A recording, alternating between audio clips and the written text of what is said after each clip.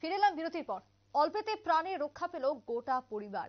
হাতির আক্রমণে রাতের ঘুম তো উড়ে গেছেই, তার সঙ্গে জীবন সংশয়ের দিকে এগোচ্ছে দিনের পর দিন।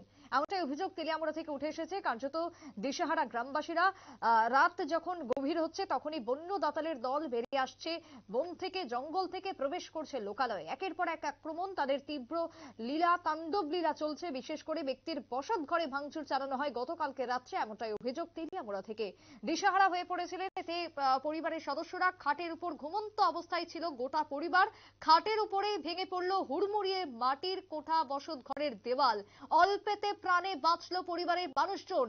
খাটের উপরে কার্যত তারা ঘুমাচ্ছিলেন, কিন্তু এই ঘটনার পর তারা তড়িঘড়ি খাটের নিচে আশ্রয় নিয়েছিলেন। বন্য হাতির তাণ্ডবে নাজেহাল এলাকার মানুষ। কবে তারা মুক্তি পাবে এই আক্রমণের হাত থেকে? কবে তারা স্বাভাবিক জীবনে ফিরতে পারবে? স্বাভাবিক ছন্দ আসবে? রাত্রের নিদ্রা নিশ্চিন্ত হবে? প্রশ্ন উঠে এসেছে তেলিয়ামুড়াবাসীর পক্ষ থেকে। কোথায় রয়েছেন বন দপ্তর? কি ভূমিকা রয়েছে তাদের? প্রশ্ন এলাকাবাসীর। গতকাল তেলিয়ামুড়ার এই ঘটনাকে ঘিরে ঠিক কি অভিযোগ উঠে এসেছে শুনুন। কিভাবে আমরা সারাদিন পরিশ্রম করে আই গরিব ঘর সন্তান, হ্যাঁ, আইসারে বউ বাচ্চা লইয়া সবাই লইয়া ঘুমাইতেছি, এরপরে দিয়ে ঘুমাই রয়েছি ভাত খেয়ে এসে, এরপরে দিয়ে গণেশ আসছে না ইয়ে বাঙা আরম্ভ করছে। এরপরে বাঙা আরম্ভ করছে, ধান 2 বস্তা নিছে না বাবারে কায়া গিয়া কায়া দে, তুই যাইবে গা, তুই গিয়ে এসে আবার ঘুরে আইস করে, আবার ঘুরে আইসে। আবার পরে আছে না আমরা ওর ফলে আমরা জীবনটাকে লিটা করে রাখছে, নাহলে আমরা চলাফেরার কোন রাস্তা থাকতো না। ইয়া বুঝতে আমি কি করুম? আমরা গণেশ ফরান আর নাইলে আমরা তাহলে একটা বন্দোবস্ত করে বউ বাচ্চা লইয়া সবাই লইয়া তাহো এই একটা রাস্তা দেয়া দেব, এছাড়া আর কিছু কোনের নাই। কোন সময় আছে কালকা রাত্রে একবার আছে 8টার সময়, একবার আছে 1টার সময়। কখন ঘর ভাঙছে? ঘর ভাঙছে 1টার সময়। আপনারা কি বিছনাতে ছিলেন?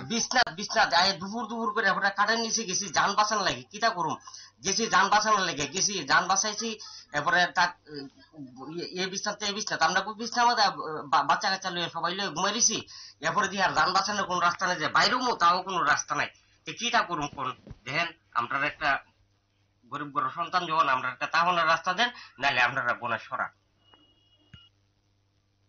সংশ্লিষ্টের বক্তব্য আপনারা শুনলেন। তেলিয়ামুড়া থেকে এও অভিযোগ উঠে এসেছে যে পূর্বের ভলেন্টিয়াররা নিজেদের জনপ্রাণীর চিন্তা না করে বন্য দাতাল হাতির যে দল আসতো তাদেরকে ঘটনাস্থল থেকে তাড়াতেন, সাহায্য করতেন। কিন্তু বর্তমানে তারা রীতিমতো দিশেহারা, এলাকাবাসীদের পরিত্রাণ দিত একটা সময় দাঁড়িয়ে। কিন্তু বর্তমানে ভলেন্টিয়ার সহ বনকর্মীরা বন্য দাতাল হাতির তাণ্ডব লীলায় ক্ষতিগ্রস্ত পরিবার পরিজনদের খোঁজ খবর নিতেও দ্বিধাগ্রস্ত হচ্ছেন।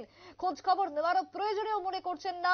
রাতের অন্ধকারে দিনের পর দিন অঘটনের ঘটনা বা তার সাথে সাথে দুর্ঘটনার আশঙ্কা থেকেই যাচ্ছে প্রতিটা তেলিয়ামুড়াবাসীর মধ্যে। বিশেষ করে মধ্য কৃষ্ণপুর থেকে শুরু করে এমনই বেশ কয়েকটি এলাকা রয়েছে যেখানে বন্য দাতালের আক্রমণে রীতিমতো অতিষ্ঠ হয়ে পড়েছেন সেখানকার নাগরিকরা। একটা বিরতির পর ফিরে আসছে, সঙ্গে থাকুন।